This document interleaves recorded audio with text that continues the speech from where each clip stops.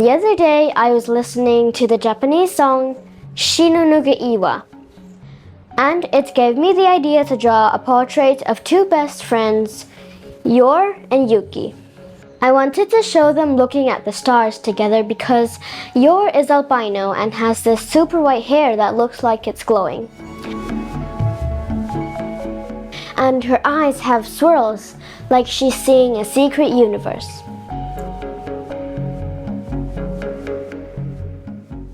In the painting, Yuki is looking at Yor instead of the sky. And even though they look like day and night standing next to each other, they are like two halves of a melody that only makes sense when played together. In this drawing, I decided to go with the green theme. On the right is a dragon who is actually super nice. He's a teacher. He's helping the elf girl on the left learn how to use her magic.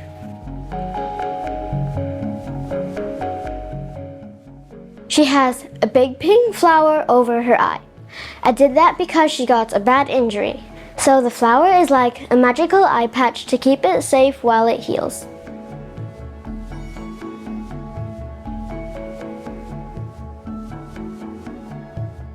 She's trying really hard to get the magic swirl right. And the dragon is just being patient and showing her the spells from his old book.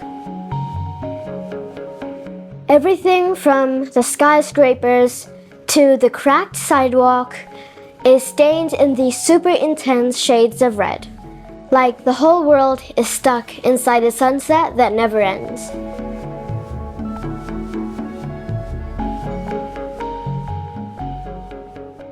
One of her eyes is a piercing green that stands out against all red, while the other is a deep crimson that almost blends into her face. She's just standing there, trying to figure out if she's dreaming or if she accidentally stepped into a different dimension. This is a world I imagined where the centaurs look a little different than usual. That's me in the middle holding a tiny baby centaur because I'm the one taking care of it.